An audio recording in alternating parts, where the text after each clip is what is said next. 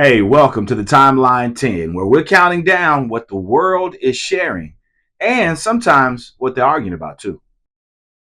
This message is for Sister Shirley. I advise you not to show up to service this Sunday because I'll be waiting for you with hands, feet, and teeth, bitch. I know you was in my house with my husband. Now, usually, I'm not a fan of that type of foolery, the whole calling out the meet me outside energy. But when this video crossed my timeline, there was one thing that was on my mind. I need to see who Miss Shirley is. Hello, everyone. I'm Sister Shirley, and I have a reply message to that burnt-faced hen that addressed me a few days ago. I didn't come to service because I was with your Melvin heifer. If you want him, come get him. Have a blessed day. Oh, Miss Shirley is bout it. Okay. She is definitely a sister from the streets, and the church changed her life. All right, Miss Shirley, the church. You know what? I need to see Miss Shirley's pastor. And when the storm comes, you don't break, you bend and you stand back up. Do you hear me? Yes, sir. Because the same God that held you yesterday is holding you right now. Somebody shout amen in here. Amen. Is that the pastor or the first lady? Oh, the first pastor. Okay, I'm done with this church. Look, give me all my offering money back. I'm out of here. But before I go, I was able to find the guy that Miss Shirley had been sneaking around with. Baby, I know. Baby, I love you so. But you don't feel like I do. Tell me, what can I do? But I gotta be strong, girl. You did me wrong. I thought we were down. Now you say you want me, girl. Make up your mind. I'm not gonna be here for long. I can't tell if he was confessing his love for Miss Shirley or if he was warning her that he might not be here for much longer. I mean, was that a hospital bed you saw in the background? Did you see that? And then him singing, I'm not going to be here for long with no teeth. I've never heard that version before. But here's the thing. This topic might sound funny, but the numbers are real. Did you know that 40 to 50% of people over the age of 70 are still sexually active? And some studies say that 40% of people over the age of 80 and even 10% over 90 are still getting busy, which now makes me look at Grandpa a little bit different when he left the house and he was always saying, I'm going to get some cookies. Okay, cookies, huh? All right, Grandpa's out here living his best life. And honestly, some of these retirement homes are starting to look less like assisted living homes and more like college dorms with early bedtimes. I mean, you've heard the stories, right? But according to GoodRx, intimacy can remain an important part of life at any age. Bodies change, but connections and closeness don't have to disappear. And the truth be told, there are plenty of young people out here having bad sexual experiences too. So age isn't always the problem. Experts say that the key is communication. Talk openly, take your time, and remember, intimacy isn't always just physical. Sometimes it's simply closeness and connection. Now, yes, sometimes your routines might change. For example, but maybe not in the middle of a train station during rush hour. There actually was a video for this, but I'm not showing it on this program, out of respect and dignity. However, I will be watching it a little bit later just for research purposes. That's all. All right. Now, also, experts also say as we age, the body sometimes needs a little longer to warm up. Yeah. And fellas, don't panic if you hear those dreaded words. It's okay. It happens to everybody. Well, honestly, it does. But communication matters. Talk about what you like, what you don't like, and please be safe. Because if grandma comes in for a hug and I see a suspicious bump on her lip oh, I'm going to have some questions. Now, experts also say that creativity can keep things interesting. Wait a minute, hold on. Which now makes me think about my grandma and how she used to always send me to the store for cigarettes and batteries. I always thought the batteries were for the remotes. Okay, grandma. But in all seriousness, intimacy later in life can be a beautiful thing when people respect each other, communicate, and stay connected. Because relationships at any age can create conflict. Sometimes it's a lack of intimacy, sometimes it's ego, and sometimes it's simply misunderstanding each other's needs, which is why healthy relationships take more than chemistry. They take communication, and that's the work. So, let me bring in an expert and they will talk about how couples actually maintain a long lasting relationship.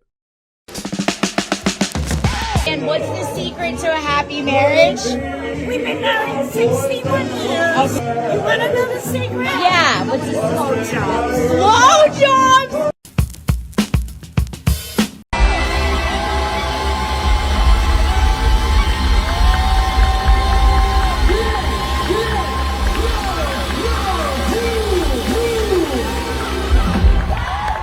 That's Lenny Kravitz, and he's 61 years old? Wow. I'm conflicted now with my own body image issues. A 61-year-old with no fat on him at all?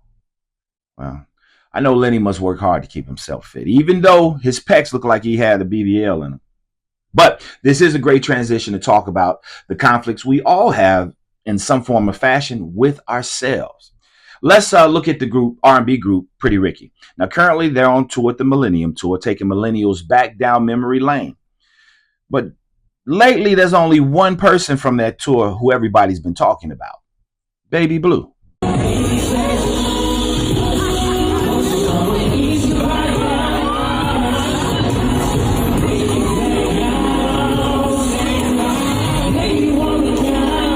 Now, Lenny Kravitz is 61, and Baby Blue is around 37.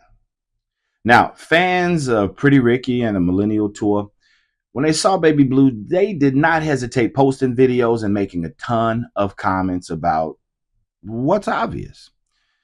Now, just know, don't be too hard on Baby Blue, because as we all get older, we will all gain weight, except for Lenny Kravitz. But know that Baby Blue did post a video, just to give you guys a little bit of insight. I don't want to hear nothing else about me falling. I hear what y'all saying. I'm going to do some push-ups. I'm going to get in the gym with King of Fitness. You got to understand, I've been through a lot this year, man. I broke my leg. Feel me? Got out of jail on my probation now. When you in prison, it's oodles and noodles. You know what I'm saying? Baby Blue, here's the interesting thing about conflict with ourselves. Now, you were in jail, and everybody knows in jail, that's all they do is work out.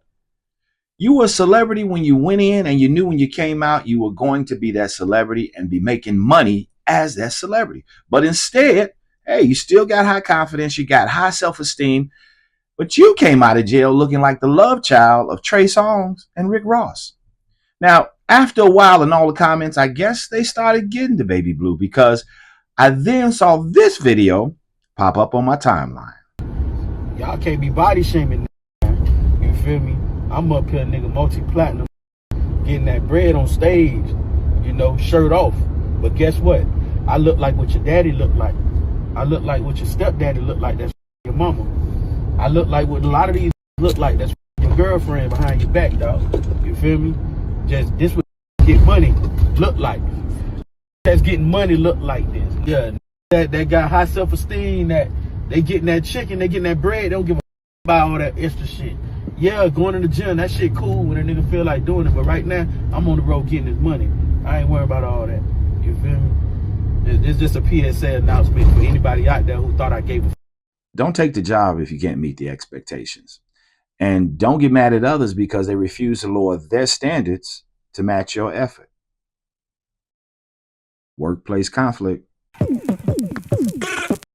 Another conflict we deal with in life is a conflict with ourselves. It's called accountability. Now, Baby Blue got mad when people called out what they saw. An out-of-shape celebrity fans paid money to see. Now, let's be honest.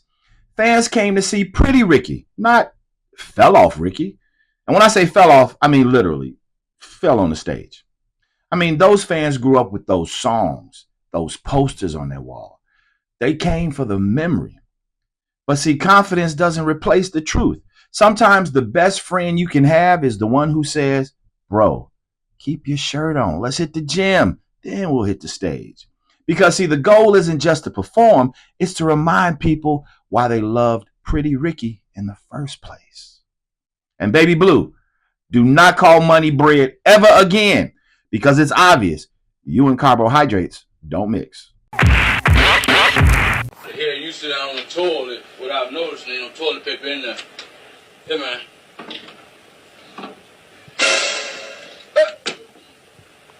Hey! Hey, man! Hey! Chris! Hey, man! Tell me this ain't no motherfucking shit on my hand, man. No. How the hell you get shit on your hand and get it on my hand? What are you doing sticking your hand back there without no toilet paper, Chris? Man, this nigga got shit on my hand! They gonna be motherfucking don't fit! What? Man! Nigga! I'm a fucking done with it! Man, this thing is free! It's free! I'm killing this. That's one of the funniest videos I've ever seen. And I probably watched that video 100 times. And every time it comes across my timeline and I hear that line, what you doing with your hands back there without any toilet paper? I lose.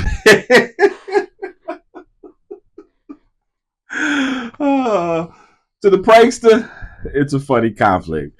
But to the person getting pranked, depending on the situation, it can actually be pretty humiliating. And the crazy part is, we've gotten so used to watching conflict that instead of stopping something bad from happening, we pull out our phones and start recording. This has got to be the craziest road rage I've ever seen. So she walks up, pulls up her dress, and diarrhea's all over her car. Walks back to her car and smiles for the camera. That's not road rage. She just left that driver a Yelp review. That's not the type of conflict you want to have in them streets. Now, speaking of conflicts, how can I have a show without talking about one of, if not the number one reason everybody would agree that conflicts arise from? It's the battle between men and women. You know, relationships. Men and women are different, and that's okay. It's nothing wrong with that. But one of the biggest reasons that we're having so much conflict inside of our relationships is because we are treating each other as if we are the same. So I want to purposely go over some very key ways that we are different and how that shows up in our love lives, in the hopes that this will give you guys a better understanding when you're looking at your person. Are you ready? Number 1, respect versus love. This is probably one of the biggest because many men experience love through respect, but many women experience love through emotional connection. For example, she thinks, why won't he open up and talk more? He thinks, why does she keep correcting and criticizing me? She wants closeness, he wants respect. But if either one of those are missing, both feel unloved. Number 2, problem solving versus emotional processing. Women often talk about problems to process emotions. Men talk about problems to solve them. For example, she says, my boss was so rude to me today. And then he responds with, well, why don't you just tell him to stop? She feels dismissed. And then he feels confused because he thought he was helping. But sometimes she wants empathy, not a solution. Number 3, withdrawal versus pursuing. When conflict happens, women often pursue conversation to fix it. Men often withdraw to calm down. For example, she says, we need to talk about this right now. But then he says, I just need space. She thinks that he doesn't care. And he thinks, if I keep talking right now, I'm going to say something worse. Both of them are trying to protect the relationship, but in opposite ways. Number 4, security versus freedom. Women often seek security and reassurance, while men often seek respect and autonomy. For example, she says, where are we going with this relationship? He feels pressured because he's thinking, I'm already here. What else does she want from me? She needs clarity. He feels controlled. Number 5, affection versus sexual connection. For many women, it's affection emotional closeness, and then sex. For many men, it's sex leads to emotional closeness. For example, she thinks if he wants sex, he should be romantic first. But he thinks if we were more intimate, I would feel more connected to her. They both want connection, but the pathway is reversed. Number 6, tone sensitivity. Women often react strongly to tone and emotional energy. Men often react strongly to words of criticism or disrespect. For example, if she hears harsh tone, she feels hurt. If he hears criticism, he feels attacked. And last but not least, number 7, appreciation versus recognition. Women often want appreciation for their emotional and relational effort, while men often want recognition for what they provide and what they do. For example, she thinks, I do everything for this family and he never notices it, while he's thinking, I work so hard and she never acknowledges it. Both feel unseen. So you see, most couples aren't fighting each other. They're fighting misunderstandings. Is definitely giving some great advice, but she missed something. Secret to a happy marriage? We've been married 61 years. You want another secret? Yeah, what's this? Blowjobs. Blowjobs! All right, we've come to the number 1 video. Now, we're going to change it up just a little bit more serious, because this type of conflict we're seeing more and more in society today. You know how you run into people and they will tell you stories, give you some of the facts, but not all the facts, or tell you half truths, or even just blatantly lie to you in order to provoke an emotion. That's a conflict that you don't want. And that's a conflict we see more and more, where we are in conflict because of somebody else's conflict, or because someone has a hidden agenda. We're struggling with our emotions. We're struggling with situations while they're sitting back laughing at us. This is something that we need to pay attention to, and we have to take it serious, because it's happening all the time. This falls in that box of manipulation and exploitation.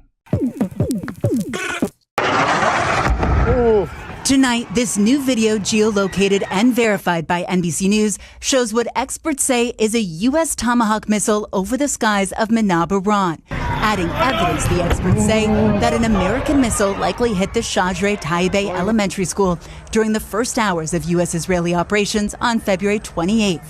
Iranian officials say the airstrikes, which also hit a compound once home to a military base, killed more than 170 people, mostly children. I will say that the Tomahawk, which is one of the most powerful weapons around, is used by, is sold and used by other countries. That's being investigated right now. Weapons expert Jeffrey Lewis says this new video is clear. I think the munition that is visible in that video is clearly a Tomahawk. It's long, cylindrical, it has a set of wings, and really no other country in this conflict has a munition that looks like that. NBC News spoke with 4 other weapons experts who agree the video, which was published on Iranian state media, shows a U.S. Tomahawk. The U.S. military has publicly said Tomahawks were launched in the first hours of the war, even releasing this video. Over the weekend, a reporter asked President Trump if the U.S. was responsible. Did the United States bomb a girls' elementary school in southern Iran on the first day of the war and kill 175 people? In my opinion, based on what I've seen, that was done by Iran. Is that true, Mr. Hickson? It was Iran who did that? We're certainly investigating. Still investigating. But the only side that targets civilians is Iran. We think it was done by Iran. Can you give us an idea? Because they're very inaccurate, as you know, with their munitions. They have no accuracy whatsoever. It was done by Iran. So this is where we are? A world where the killing of children doesn't stop us in our tracks anymore? Children aren't politics. Children don't know racism unless they're taught it. Children don't know sides, agendas, or ideology. They're just kids. Kids who can't wait to go home and play with their friends. Just children. If innocent kids can be killed in the one place that's supposed to be safe or feel safe, a school, and then we scroll past it like it's just another headline, then we have to ask ourselves a serious question. Who are we becoming? Because when a society stops protecting its children, it shouldn't surprise us when the truth about things like the Epstein files never fully comes out. When evidence exists, but accountability never arrives, when the powerful seem to have the rules bent around them while others are treated as less than equal, separated, vilified, and labeled as something less than human for simply wanting the same opportunities. I mean, it's a story we've read about over and over again in our history books. I just never thought we'd be living through another chapter of it. But history has always taught us one thing. If we don't learn the lessons the first time, we're doomed to repeat it. Because a society that stops protecting its children is a society losing its soul.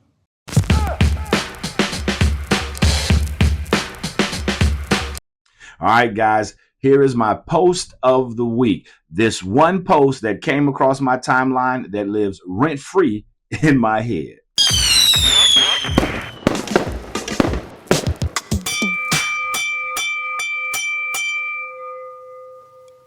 Conflict is everywhere in our life. Some of it divides us, and some of it just keeps the conversation going, like Michael Jordan or LeBron, Michael Jackson or Prince, Tupac or Biggie, Chicago deep dish or New York thin crust, and the Chicago classic, does ketchup belong on a Chicago hot dog? Or whether you're the type of person who pulls into a parking spot or bags into that spot. Some debates are just fun. But most conflict doesn't build anything. It just drains our energy while life quietly keeps moving forward. Now, don't get it twisted. Some conflicts must happen. Standing up to bullies, standing up to injustice, standing up to racism. But the rest of it, the ego, the outrage, the judgment, the hating, the resentment, and the lack of empathy, ask yourself something simple. Is the argument making your life better or just making it louder? Because peace is power. And when we spend our lives trapped in unnecessary conflict, we miss the beautiful moments that are trying to help us grow. Those who live in constant conflict usually end up consumed by it. Hate has caused a lot of problems in our world, but it has never solved one yet. And peace isn't the absence of conflict. It's the wisdom to know which battles are worth fighting.